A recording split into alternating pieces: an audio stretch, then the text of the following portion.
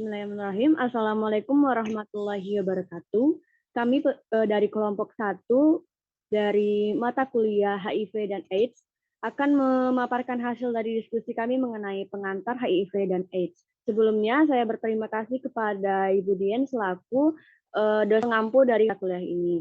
Baiklah, mungkin bisa kita masuk langsung ke pembahasan. Bisa di next.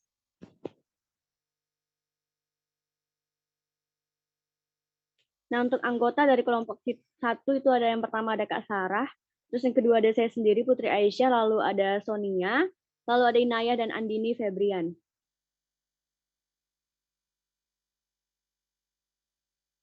Nah, masuk ke definisi HIV/AIDS, sebelumnya kita outline dari materi ini. Mata yang pertama akan membahas mengenai definisi, lalu yang kedua ada sejarah baik secara nasional maupun internasional. Yang ketiga ada prevalensi atau angka dari HIV/AIDS itu sendiri.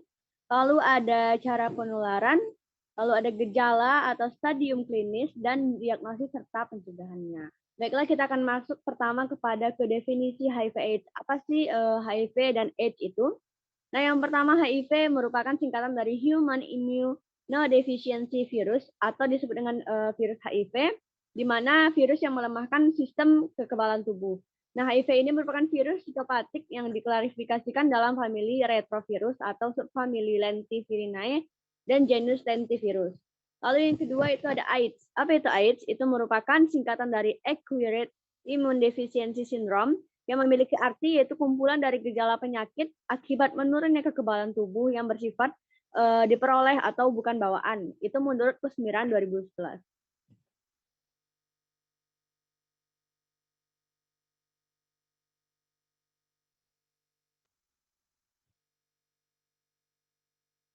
Selanjutnya itu mengenai sejarah perkembangan HIV/AIDS di dunia bisa dilanjutkan kepada teman-teman yang lain.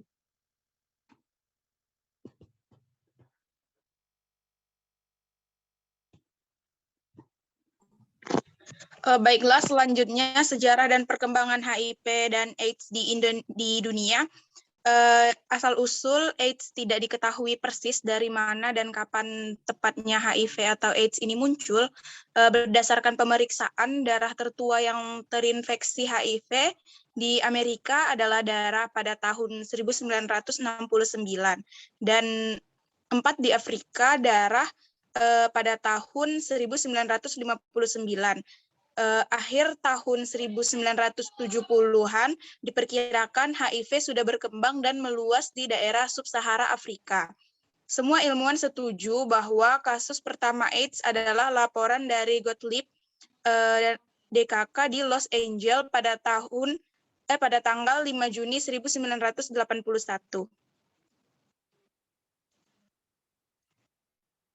Next, operator. Selanjutnya ada sejarah dan perkembangan HIV dan AIDS di Indonesia.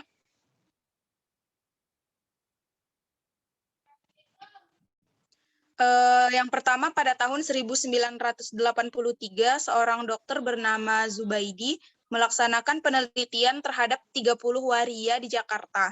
Karena rendahnya tingkat limfosit dan gejala klinis, Dr. Zubaidi menyatakan 2 diantaranya kemungkinan AIDS. Pada tahun 1984 di Kongres Persatuan Ahli Penyakit dalam Indonesia, 6 pada Juli dilaporkan bahwa dari 15 orang yang diperiksa, 3 memenuhi kriteria minimal untuk didiagnosis AIDS. Pada tahun 1986, perempuan berusia 25 tahun yang didiagnosis HIV pada September 1985 meninggal dunia di RSIJ. Tes darahnya memastikan bahwa dia terinfeksi HTLV-3 dan dengan gejala klinis yang menunjukkan AIDS. Kemudian pada tahun 1987 di daerah Bali, seorang wisatawan asal Belanda meninggal di Rumah Sakit Sanglah, Bali. Kematian pria berusia 44 tahun ini diakui Depkes disebabkan oleh AIDS.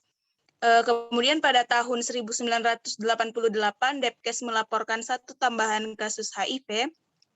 Tahun 1989, Depkes melaporkan 1 tambahan kasus HIV yang berlanjut menjadi AIDS. Selanjutnya pada tahun 1990 sampai dengan 1992, Depkes melaporkan 28 kasus dengan 12 diantaranya sudah menjadi AIDS. Pada tahun 1994 dilaporkan 275 infeksi HIV dengan 67 diantaranya AIDS. Pada tahun 1995 hingga sekarang, HIV AIDS semakin meluas hingga banyak memakan korban. Next.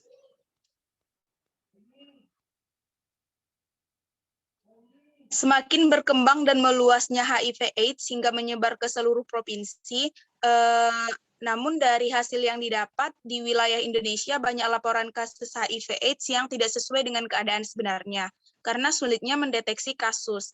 Pada tahun 1987 sampai dengan 1998, kasus masih berada di bawah 100 kasus. Pada tahun 1998 hingga 1999 menaik secara drastis melebihi 100 kasus, sekitar 178 kasus. Pada tahun 2000 memuncak menjadi 403 kasus. Pada tahun 2001 sampai dengan 2002 mencapai 732 kasus. Pada tahun 2003 sampai 2006 terus meningkat dengan kasus sebanyak 986 kasus. Terjadi penurunan kasus pada tahun 2008 dengan angka 212 kasus. Menurut laporan Bappenas, dan virus HIV diperkirakan telah menginfeksi antara 172.000 sampai dengan 219.000 orang di Indonesia. Next.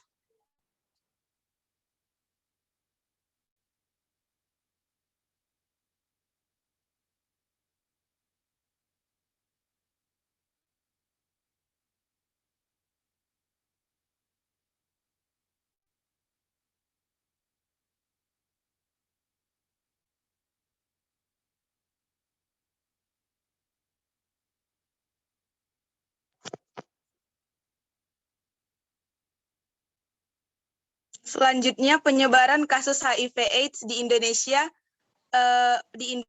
menurut provinsi. Next. Berdasarkan laporan yang masuk dari Ditjen PPM dan PLDepkes sampai dengan pertengahan tahun 2008, kasus HIV/AIDS telah menyebar di 32 provinsi di Indonesia, kecuali Provinsi Sulawesi Barat. Penyebaran HIV/AIDS pertama kali dimulai pada tahun 1995, adanya pelaporan kasus HIV/AIDS oleh Kanwil Depkes di 9 provinsi, yaitu DKI Jakarta, Bali, Irian Jaya, Jawa Barat, Jawa Timur, Yogyakarta, NTB, Sumatera Utara, dan Sumatera Selatan.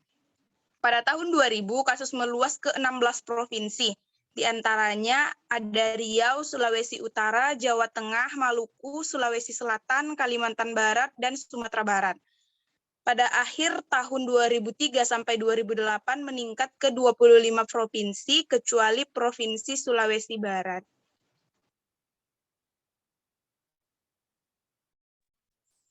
Selanjutnya adalah prevalensi dari HIV atau AIDS.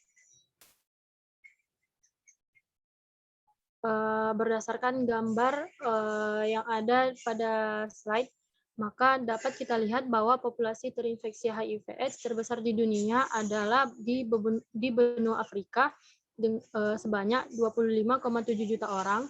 Kemudian yang kedua ada di Asia Tenggara sebanyak 3,8 juta. Dan yang terakhir adalah di wilayah Amerika sebanyak 3,5 juta. Nah, sedangkan untuk kasus terendah ada di Pasifik Barat sebanyak 1,9 juta orang. Nah, tingginya populasi orang yang terinfeksi HIV/AIDS di Asia Tenggara ini mengharuskan negara kita, Indonesia, untuk lebih waspada terhadap penyebaran dan penularan dari virus HIV/AIDS ini.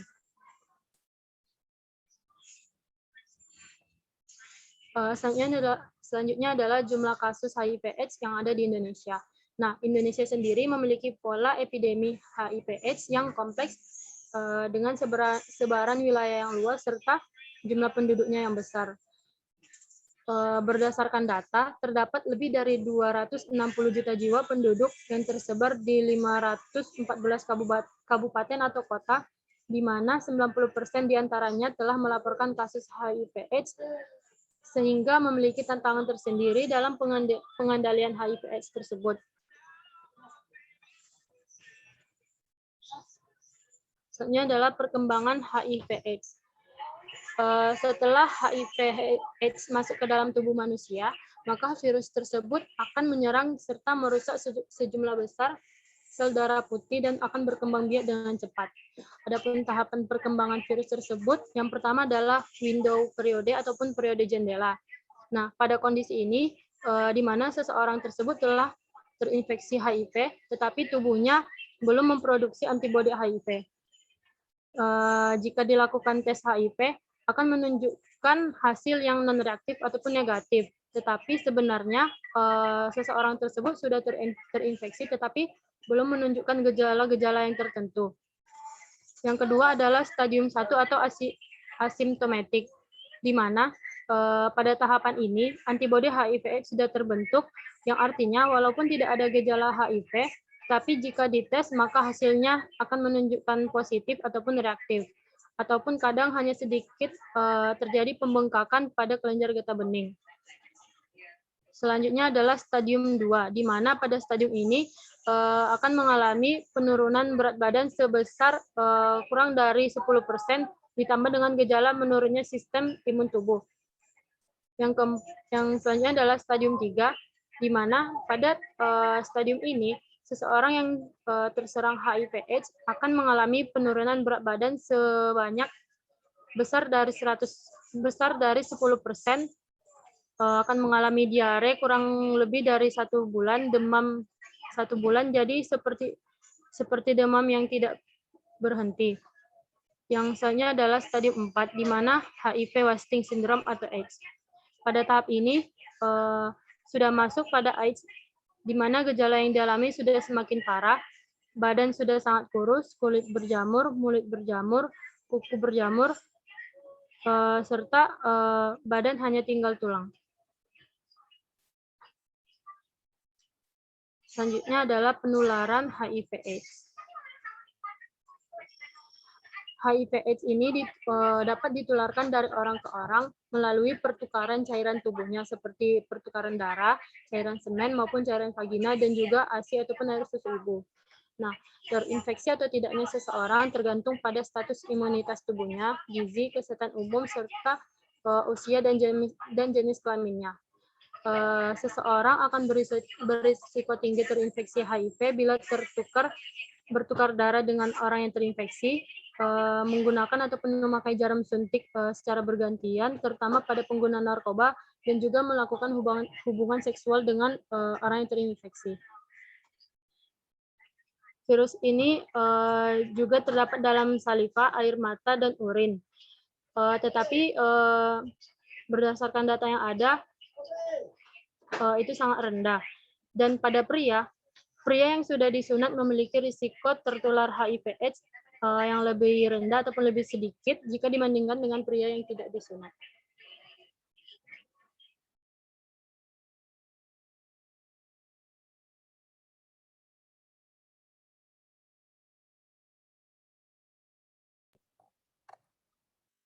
Selanjutnya, selain melalui cairan tubuh, HIV juga ditularkan melalui ibu hamil, yaitu secara intraurin, intrapartum, dan postpartum. Selanjutnya ada angka transmisi mencapai 20-50%. Angka transmisi melalui ASI dilaporkan lebih dari 1/3. Laporan lain menyatakan risiko penularan melalui ASI adalah 11-29%. Sebuah studi meta-analisis prospektif yang melibatkan penelitian pada 2 kelompok ibu, yaitu kelompok ibu yang menyusui sejak awal kelahiran bayi dan kelompok ibu yang menyusui setelah beberapa waktu usia bayinya. Yang kedua yaitu jarum suntik, prevalensinya 5-10%. Penularan HIV pada anak dan remaja biasanya melalui jarum suntik karena penyalahgunaan obat.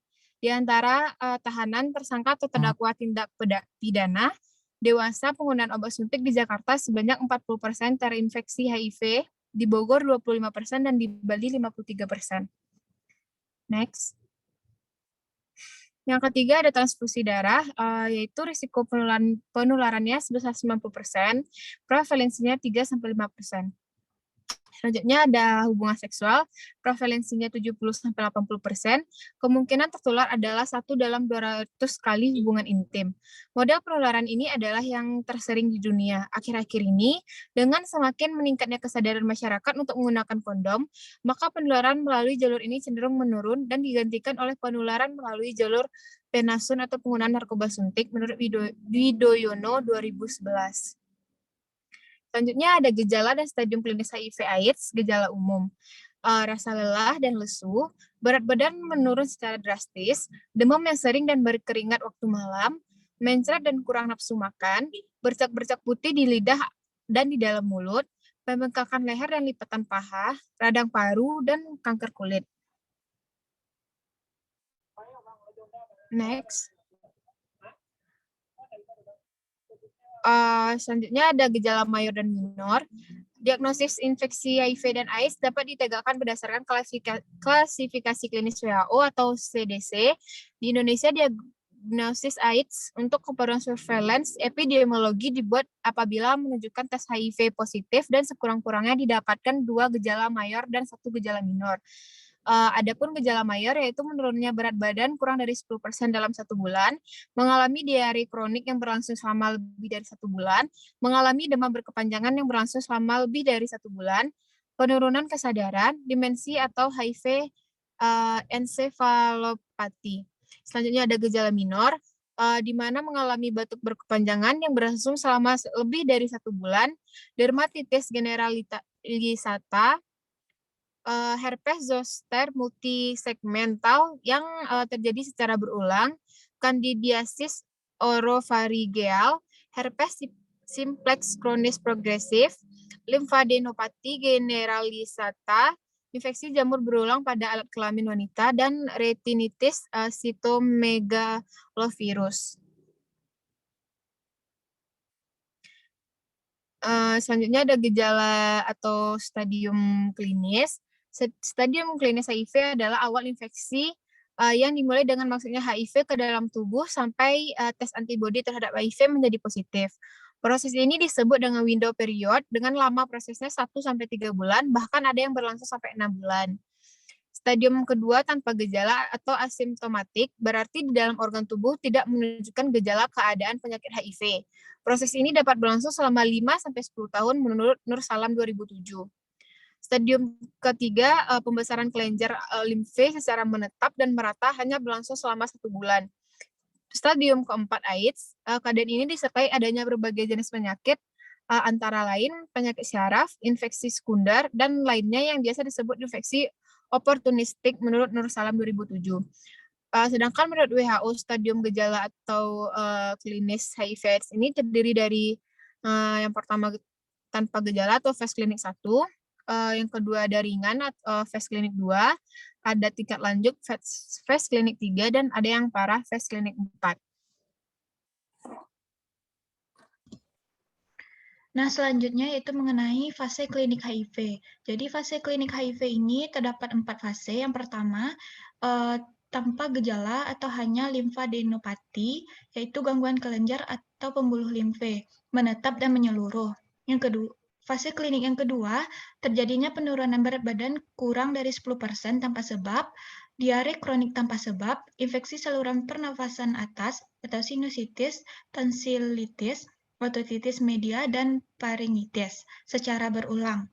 Selanjutnya, herpes zoster dalam 5 tahun terakhir, terjadinya infeksi sudut bibir atau colitis angularis, terjadinya ulkus mulut berulang, ruam kulit dan gatal popular prunitik, eruption, dan seborois dermatitis, dan terjadi infeksi jamur pada kuku. Selanjutnya, fase klinik ketiga, terjadinya penurunan berat badan besar dari 10% tanpa sebab, diare kronik tanpa sebab sampai lebih dari 1 bulan, demam menetap atau intermiten atau tetap besar dari 1 bulan, dan kandidiasis oral menetap, TB pulmonal baru. Terjadinya plak putih pada mulut dan infeksi bakteri berat.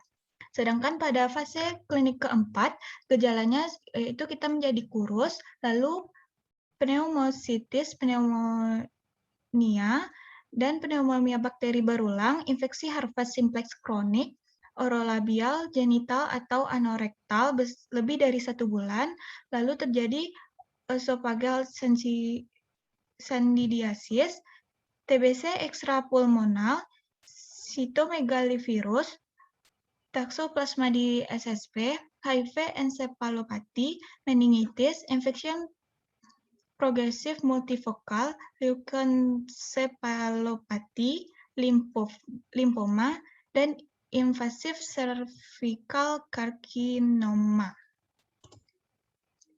Nah, selanjutnya bagaimana diagnosis dari HIV/AIDS tersebut? Metode umum yang digunakan untuk menegakkan diagnosis HIV meliputi yang pertama ada ELISA atau Enzyme Linked Immune Sorbate Assay. Sensitivitasnya tinggi yaitu sebesar 98,1 sampai dengan 100%. Biasanya tes ini memberikan hasil positif 2-3 bulan setelah infeksi. Yang kedua ada Western blot. Spesifikasinya tinggi, yaitu sebesar 99,6 sampai 100%. Pemeriksaannya cukup sulit dan biayanya mahal, dan membutuhkan waktu sekitar 24 jam. Yang ketiga ada PCR atau Polymerase Chain Reaction. Tes ini digunakan untuk yang pertama, tes HIV pada bayi karena zat antimaternal masih pada bayi yang dapat menghambat pemeriksaan secara serologis. Yang kedua, dapat menetapkan status infeksi individu yang seronegatif pada kelompok berisiko tinggi. Yang ketiga, ada tes pada kelompok tinggi sebelum terjadi serokonversi. Dan yang terakhir, pada tes konfirmasi untuk HIV-2, sebab ELISA mempunyai sensitivitas rendah untuk HIV-2. Selanjutnya, yaitu mengenai cara pencegahan pada HIV/AIDS ini. Yang pertama, kita dapat melakukan dengan konsep yaitu yang dikenal sebagai ABCDE. Yang pertama yaitu A, abstinence, yaitu artinya absen seks atau tidak melakukan hubungan seks bagi yang belum menikah. Yang kedua yang B, yaitu be faithful, artinya bersikap saling setia kepada satu pasangan seks atau tidak berganti-ganti pasangan. Yang ketiga yaitu yang C, kondom, artinya cegah penularan HIV melalui hubungan seksual dengan menggunakan kondom. Yang keempat yaitu D, drug no, artinya dilarang menggunakan narkoba. Dan E, yaitu education, artinya pemberian edukasi dan informasi yang benar mengenai HIV, cara penularannya, pencegahan, dan pengobatan. Adapun pencegahan untuk pengguna nabza, yaitu pecandu yang dapat terbebas dari penularan HIV/AIDS jika dia mau mulai berhenti menggunakan nabza sebelum terinfeksi dan tidak memakai jarum suntik bersama. Yang terakhir yaitu pencegahan untuk remaja, tidak melakukan hubungan seks sebelum menikah, menghindari penggunaan obat-obat terlarang dan jarum suntik, tato, dan tindik, tidak melakukan kontak langsung pencampuran darah dengan orang yang sudah terpapar HIV, menghindari perilaku yang dapat mengarah pada perilaku yang tidak sehat dan tidak bertanggung jawab. Sekian hasil pemaparan materi dari kami, dikembalikan kepada moderator. Baik, terima kasih kepada teman-teman semua. Sekian hasil dari pemaparan materi dari kelompok 1 mengenai HIV. Kami akhiri, jika ada kesalahan dan dimaafkan, kami akhiri dengan Assalamualaikum warahmatullahi wabarakatuh.